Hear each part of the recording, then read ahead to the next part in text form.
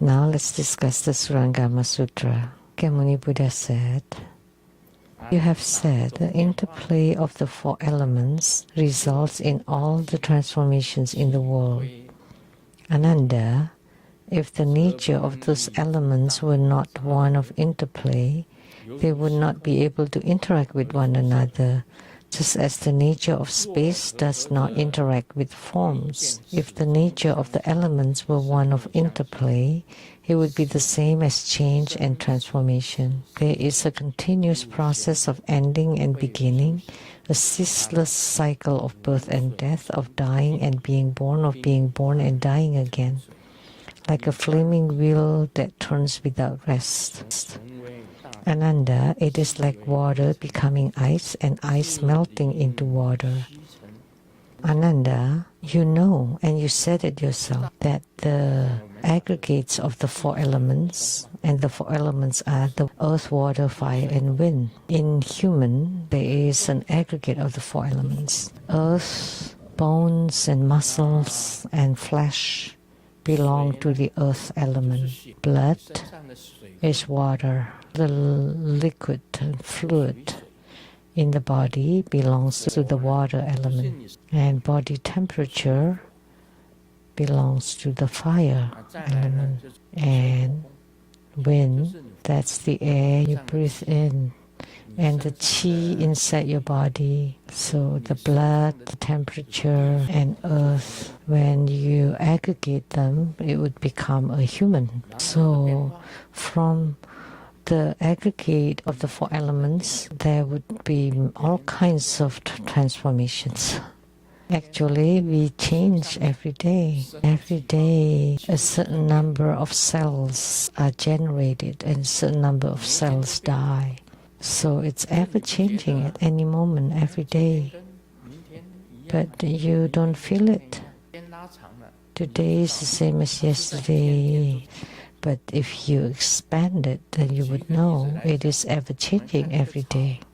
As an example, look at the grass. You look at it every day, they look the same. But actually, they're growing every day. Like if you plant vegetables or in farming, you would know every day that all the plants are growing, although they seem the same to you every day. But after a period of time, you can tell the difference. They grow every day. The same with humans. We look the same every day, but actually we're changing. Look at your childhood or when you were just born and how you look in old age, in middle age, old. So I have said that all the women are beautiful when they're young. When they are old, they become like the old bodhisattva.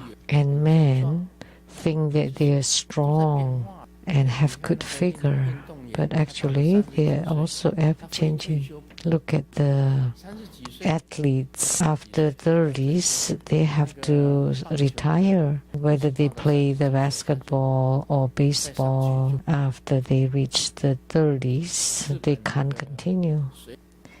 Doesn't matter how beautiful you are, you've changed. You cannot ask the age of a woman. They would forget their own age. Should never ask. I always remember my age very clearly. I'm 81 and I was 26 when I encountered Golden Mother. Now almost 82. They print my image on the back. The brother is so handsome. I was in my 20s then. How about now? The bro is so handsome. Young man. That's a young man. I had hair then, so see the big difference. Why did I become a monk? Because when I was in my 40s, when I washed my hair, it fell quite a bit. I almost became bald, so I might as well just shave the head and became a monk. At 43, the hair fell off by itself. I had lots of hair in the past that looked really nice. At my age, we would sing this farewell song. It's about time to to say goodbye, because every time I go to the True Buddha Foundation office, like today, when I was blessing those letters, there were a few asking for Bardo deliverance. Some was in the 70s. They left. One at 80, one in the 60s. I'm 82. All I can sing now is the farewell song. This is what's spoken in the Surangama Sutra. Ananda, like this interplay, aggregates, like us humans, the void, the empty space is not an aggregate because it does not combine with anything. But if it is an aggregate, it would be ever-changing. It would be a continuous process. Generation, existence, deterioration, and annihilation.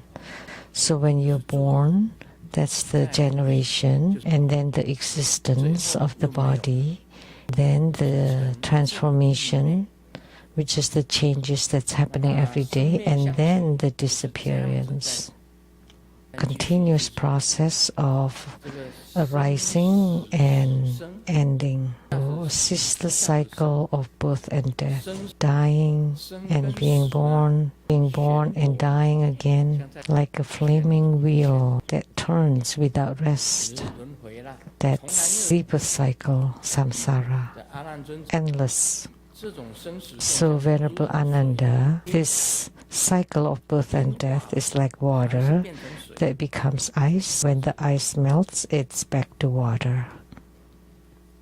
What it means is that the sentient beings in the Saha world and everything tangible is an aggregate of the four elements.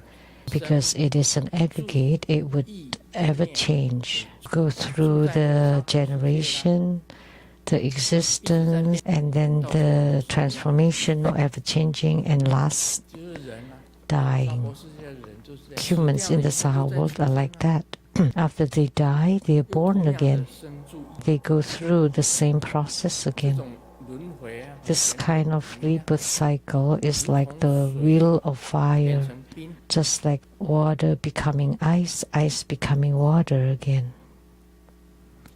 So today, at the True Buddha Foundation, seeing someone in the 60, 70, and 80 requesting Bardo deliverance, I look at that and thought, I'm older than all of them. The eldest one was born in 1946, 1 year younger than I am. They died.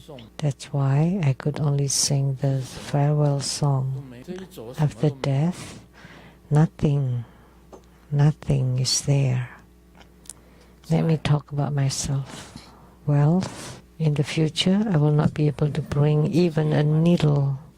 I am already content. So wealth is set aside. Sensual pleasures, you're 82 already. The desires of youth have all gone long ago. Don't want to increase it either. Everything is natural. There's no more such mindset. No matter what, that's it. 82. It's gone. Name, you don't want any of that. You're already the founder of True Buddha School. That's the highest. What else would you want? No, I don't want any of those. Food, I just eat at the temple. I eat whatever you cook, and I eat plain food. I don't eat sweets or salty stuff. So sometimes I just cook with some boiling water, and sometimes tofu too. And sometimes there's not even a grain of salt at all on it. So when I had the blood test, they said that I lack sodium. I don't eat any sweets, so at least you should put some salt. If you don't put any salt at all, just water and veggies. I like seaweed, vegetables, or bitter melon. I like bitter stuff. That's all. So my appetite, that's like, if you make some really fancy foods, then they're not suitable for me. and so wealth, fame, sensual pleasures, and food, and last is sleep. I still sleep well. At night, I sleep 7 hours. Do I have desire or greedy for sleep? No. If it's time to sleep, I sleep. It's time to get up, I get up. Wealth, sensual pleasures, name, food, and sleep. All those desires are gone. What would you want me to do? I'm just waiting for the last one. Disappearance, generation, abundance, transformation, and disappearance. Then I would just sing this song. Beyond the long pavilion by the ancient road, green grasses stretch to the sky. The evening breeze caresses the willows, the flute fades, the sun sets beyond the hills. Night farewell dreams grow cold. Farewell song lastly. My college classmate reunion. There were 40 of us, and now almost 20 have died.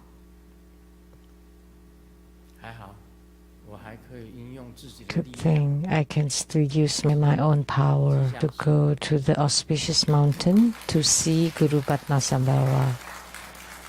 Beside the auspicious mountain, there is Guru Padmasambhava and his 5 great consorts. Not just 5, at least 25 consorts surround him.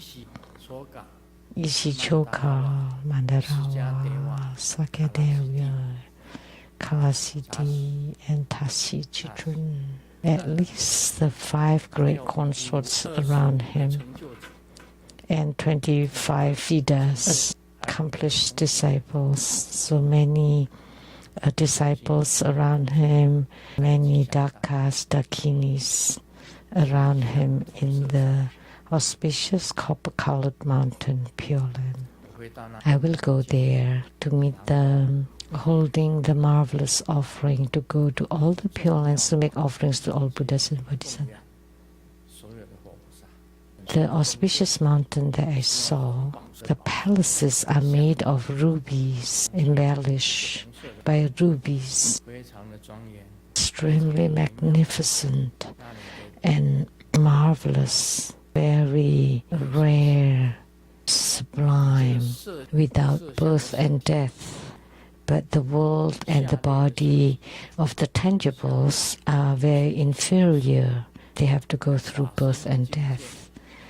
But the realm of the dharma kayas or dharma bodies are without birth or death. Thank you everyone. Om Mani Padme Hum.